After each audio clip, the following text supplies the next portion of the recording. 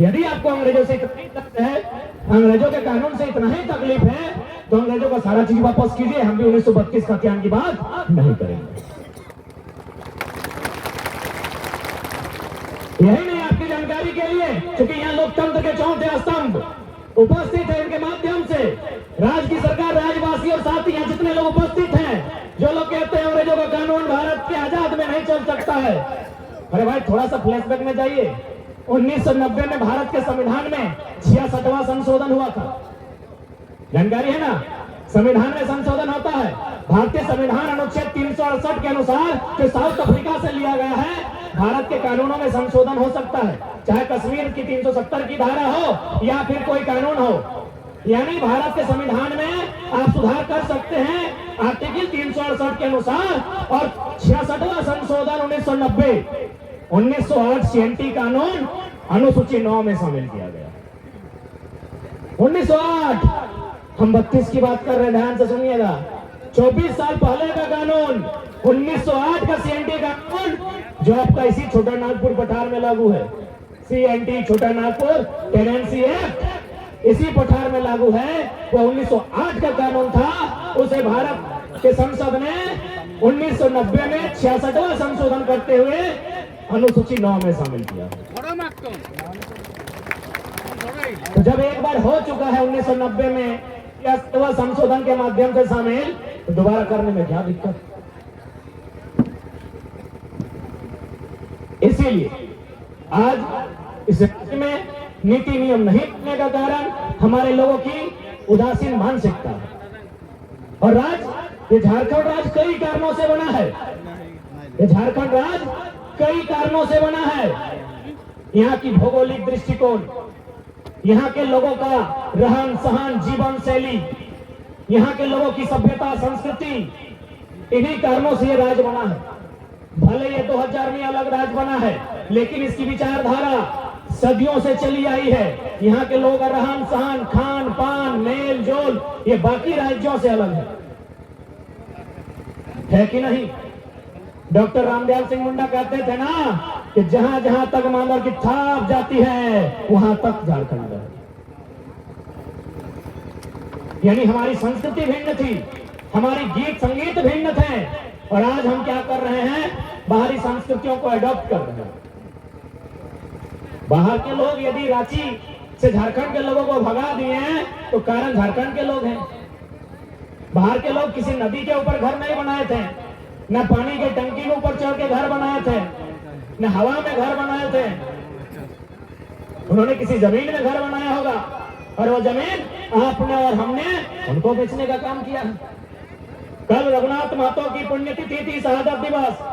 रघुनाथ महतो ने किस लिए लड़ाई लड़ा था कि जब 1765 में अंग्रेज राणभूम मानभूम कहते हैं छोटा नागपुर का पठार, जब यहाँ वे लोग आए और यहाँ के लोग खेती करते थे, खेती बाड़ी करने वाले आदिवासी मूलवासी लोग यहाँ खेती के माध्यम से अपना जीविका चलाते थे। अंग्रेजों ने आके कहा कि हम टैक्स लेंगे।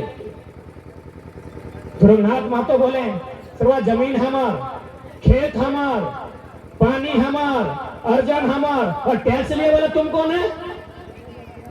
इसीलिए उन्होंने विरोध किया था जमीन को बचाने का। आज भी एक बात हमेशा याद रखिएगा, हम लोग दो चीजों को बहुत मानते हैं, माँ और माटी। मानते हैं ना? यानी माटी को हम लोग माँ के समान पूजते हैं, और आज हम कहना चाहेंगे कि माटी माँ से भी बड़ा हो। भले सुनने में बुरा लगे, क्योंकि माँ की एक आयु है, 80 साल 90 साल के बाद माँ मर जाएगी, लेकिन ये माटी तब तक रहेगी जब तक चंदा सूरज पृथ्वी रहेगा।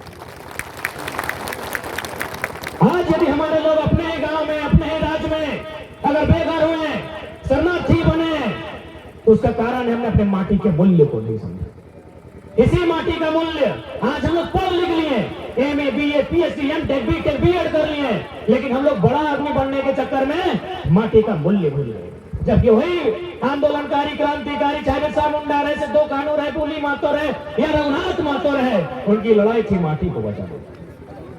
लेकिन आज हम पढ़ लिख लिए, हम लोग माटी के मूल्य को भुला दिए, इसलिए आज हमारा ये परिणाम हुआ है। हालांकि सोना तो गांव में है, देहात क्षेत्र में है, इसीलिए यहाँ प्रभाव नहीं है। रांची उठा के देखिएगा, बड़ी बड़ी बिल्डिंगें आपकी तबाही बनकर खड़ी।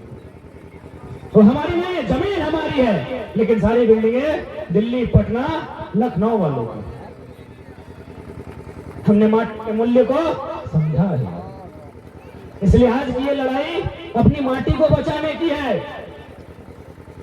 और कोरोना के काल ने बता दिया, कोरोना के काल ने बता भी दिया कि दुनिया में बड़ी बड़ी कंपनियां 21 दिन का ही खाना फास्ट वाला, सब मजदूर को बोला घर जाओ। कहां? जहां तुम्हारी माटी है, जो तोड़ के खा लो।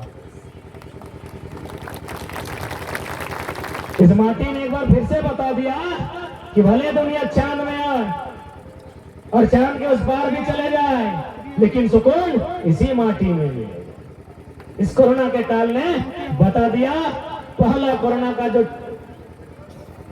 सरकार ने घोषणा किया था कर्फ्यू का 21 दिन का, उसी 21 दिन में हमारे जितने मजदूर थे 12 लाख मजदूर झारखंड वापस आ गए। और इसके बाद भी यदि माटी का महत्व हम लोग नहीं समझ पा रहे हैं तो हमसे बड़ा मूर्ख और कोई नहीं है। और एक बात याद रखिएगा, जो खेती करने वाले, कृषि करने वाले, वो जैसे भी हैं, वो साग लगाए, सब्जी लगाए, झींगा लगाए, पालक लगाए, चाहे मकई लगाए, गेहूं लगाए, वो आजाद रहता है। अच्छा, यहाँ बहुत कोई तो नौकरी करते होंगे, छोटा मोटा प्राइवेट सरकारी जो भी करते हैं, नौकरी करने जाते हैं ना, टाइम में ड्यूटी, टाइम देख के जाते हैं, टाइम देख के हाजिरी बनता है, और टाइम घड़ी देख के घर वापस आते हैं। बताइए, खेत जब हाथ जुहाट लेके जाते हैं, टाइम देख के जाते हैं? टाइम देख के जाते हैं? क्या मतलब है इसका? कि भले हार और जुआट का काम करते हैं, भले गंजिया फट्टा ले, माटी लगल है, वो किसान आजाद है, आजाद है। इसलिए ये जो लड़ाई आज है, झारखंड की लड़ाई, इसमें नियोजन को भी बचाना है, झारखंड की संस्कृति को बचाना है, और सबसे महत्वपूर्ण झारखंड के जल, जमीन, जंगल को बचाना। नहीं तो एक दिन हमारे पास कुछ भी नहीं बचेगा। देख सकते हैं रांची टाउन में, बोकारो से धनबाद में जो टाउन है, वहां झारखंडी लोग 0 हो गया। अरे उतना तो छोड़िए, यहाँ का सांसद हरियाणा का आदमी है। कहां सोच रहे हैं आप? क्या सोच रहे हैं? अभी कहां? झारखंड में चौतरफा हमला है। यहाँ की भाषा को मिटाना है, यहाँ की संस्कृति को मिटाना है, यहाँ के लोगों के जीवन को तहस नहस करना है, यहाँ के विधायक संसद को भी खत्म करना है। जहां जहां देख लीजिए, जहां जहां झारखंड के लोगों ने जमीन बेचने का काम किया है, धनबाद, बोकारो विशेषकर, वहां उनका विधायक नहीं बन पाता। धनबाद का विधायक है बक्सर का राज सिन्हा, और बोकारो का शायद यूपी का बिरंची। आप बताइए, इन लोग विधानसभा में झारखंड का मुद्दा का बात करेगा? कर सकता है?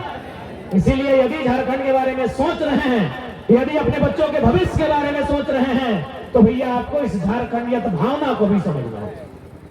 और हमने तो स्पष्ट कहा है, बहुत सारे लोग इस तरह की दलील देते हैं कि नहीं, आप लोग देश को तोड़ने का काम करते हैं, जिन्ना बने फिर रहे हैं। हम बोले गलत बात। भारत के किस कानून में लिखा है India is a country? Bharat देश है, कहीं लिखा है? दिखाइए।